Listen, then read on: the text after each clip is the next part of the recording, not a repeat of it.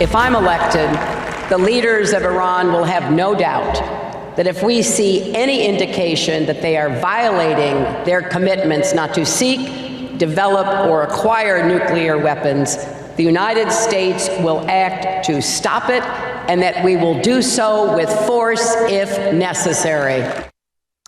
Donald Trump has been willing to tell anybody who will listen, thanks to his ownership of the social media airwaves and constant coverage from every broadcast news network. There's plenty of people who hear him, that the day is coming when he will unite the Republican Party and become more presidential. Acting and speaking as many are demanding, he roll in order to prepare for what they hope is the quintessential crushing of Hillary Clinton. Now, he has a chance.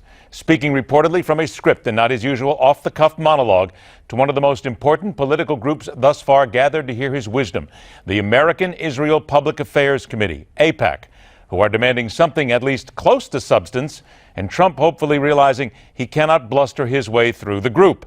The speech is coming today. The verdicts are starting to roll in.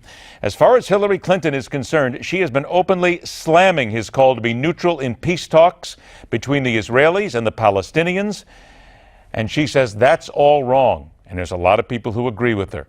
Join me in welcoming back to the Hardline political commentator, Harvard Law professor, and Newsmax contributor, Alan Dershowitz. Alan, always a pleasure to get a chance to see you again. And here we go. That idea that Donald Trump says, I will unify the party, but at the same time, I think I'll be neutral on what's happening between Israel and the Palestinians. I've talked to many people, many Israelis, many people who follow the Israeli cause, and they're insulted by this. What's your take?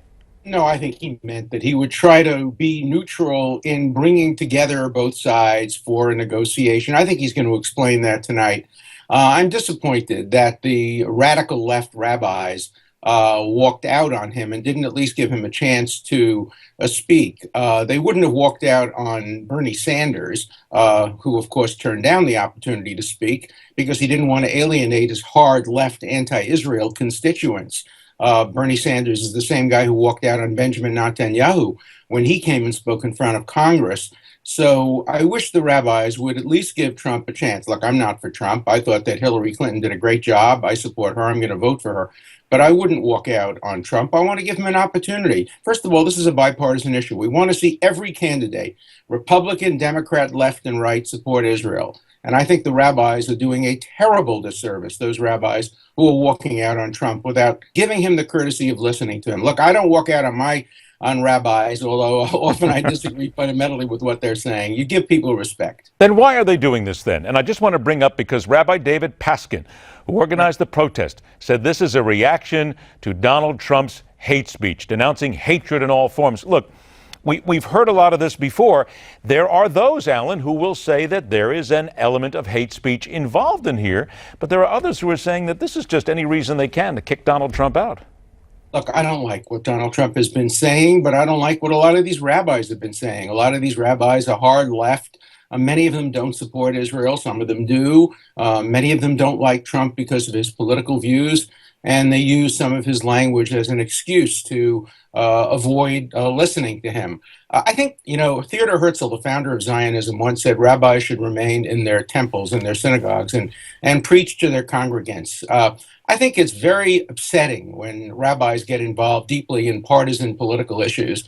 And that's what we're seeing at AIPAC. I would hope the rabbis would change their mind. They would go and listen. They would then write articles, op-eds, give sermons, whatever they want to do, but give the man a chance to express his views and keep the issue bipartisan. What I never want to see is an American election turn on whether or not a candidate supports Israel or doesn't support Israel, or whether or not Jews or rabbis support a candidate or not. I think pro-Israel voters are appropriately on both sides, Republican and Democrat, and we have to keep them on both sides to make sure that Israel remains a bipartisan issue forever. I got 60 seconds here. A recent poll that was quoted in Politico found that Donald Trump was by far Israel's favorite GOP candidate and the second most popular overall.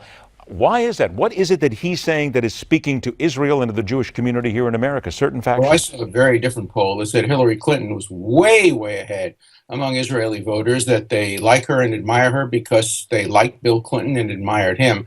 So I would be surprised if Israelis or American supporters of Israel voted for Trump. Remember that Jewish supporters of Israel and Jews in general tend to vote for Democrats about 70 to 30. It may go down a bit in this election, but I don't think there's ever been an election where Jewish voters have gone more for Republicans than Democrats. That could happen. If President Obama ran again this time, I don't think he'd get a majority of Jewish voters, but he might. It's never clear. He would certainly not get a majority of pro-Israel voters. 15 seconds. Do you expect to hear substance from Donald Trump tonight? Real substance? I think we'll hear substance. I think we'll hear about what he meant by neutrality. I think we'll hear that he would make Jerusalem the capital of Israel. I think we'll hear some substance.